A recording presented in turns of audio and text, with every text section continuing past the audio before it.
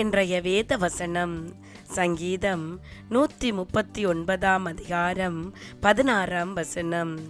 என் கருவை உம்முடைய கண்கள் கண்டது, என் அவயங்களில் ஒன்றாயிலும் இல்லாத போதே அவைகள் அனைத்தும் அவைகள் உருவேற்றப்படும் நாட்களும் உமது புஸ்தகத்தில் எழுதியிருந்தது. என் அன்பான சகோதர சகோதரிகளே, ஆண்டவருடைய வார்த்தை இன்று எங்களிடம் கடந்து வந்திருக்கிறது. அவர் எங்களை அறிந்தவராயிருக்கிறார், எங்களை தெரிந்தவராயிருக்கிறார். நம்மை பற்றி நாம் அறிந்ததை விட அதிகமாகவும் நுட்பமாகவும் கர்த்தர் அறிந்துள்ளார். நமது நினைவுகளை எந்த மனிதனும் அறிய முடியாது என்று பல நேரங்களில் நாங்கள் நினைக்கிறோம். நம் வாயில் சொல் புறவாததற்கு முன்பே அதையும் நாமும் பல வேளைகளில் அறிய மாட்டோம். கர்த்தர் அதையும் அறிவார். நம்மை நன்கு அறிந்திருக்கிற கர்த்தரை நாமும் அறிந்து கொள்ள வேண்டும், அவரை தெரிந்து கொள்ள வேண்டும். அவர் எங்கள் மீது கொண்ட அன்பின் நிமித்தம் தேவனுடைய சாயலாகவும் உருவமாகவும் உருவாக்கப்பட்ட மனிதன் தேவனுக்கு பிரியமானவராய் இருக்கிறார். தேவனுடைய பார்வையில் தன்னுடைய சொந்த குமாரனின் இரத்தத்தை சிந்தி மீட்கும் அளவிற்கு மிகவும் வெளியேறப்பட்டவன் மனிதன். நாம் நித்தியத்திற்காக உருவாக்கப்பட்டவர்கள்.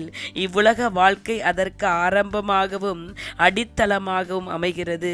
நாம் ஒவ்வொருவரும் உருவானதின் நுணுக்கமா யாவும் கர்த்தர் ஒருவருக்கே தெரியும். சகோதரரே, நீர் தானாக உருவாகவில்லை. உம்மை உருவாக்கினதற்கு உம்மை குறித்தும் ஒரு நோக்கம் தேவன் வைத்திருக்கிறார். இவ்வுலகில் நீர் வாழும் காலத்தில் அவருடைய நோக்கத்தை நிறைவேற்ற உங்களை ஒப்பு கொடுக்க வேண்டும்.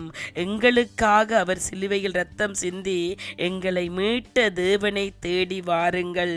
அவருடைய வழிகளில் நடந்து வந்து விடுதலைகளை பெற்றுக்கொள்ளுங்கள். நீங்கள் மாத்திரம் விடுதலை பெற்றவர்களாக அல்லாமல் பிறருக்கும் விடுதலை கொடுக்கிறவராக மாறுங்கள். ஆண்டவரை பற்றிய சத்தியத்தை அநேகருக்கு கொண்டு சேருங்கள்.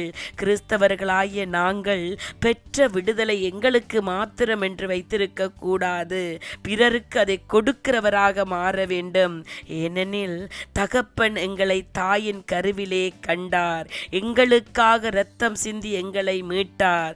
இன்றும் அவர் எங்களோடு இருக்கிறார். அப்படிப்பட்ட தெய்வத்தை நாங்கள் ஆராதிக்கிறோம். அதனால் ஜாதி மத இன வேறுபாடு இன்றி எல்லோரையும் அவர் அழைக்கிறார். அவருடைய வழிகளில் வந்து விடுதலைகளை பெற்றுக் கொள்ளுங்கள். அவர் உங்கள் ஒவ்வொருவரையும் ஆசீர்வதிப்பார். அல்லேலூயா.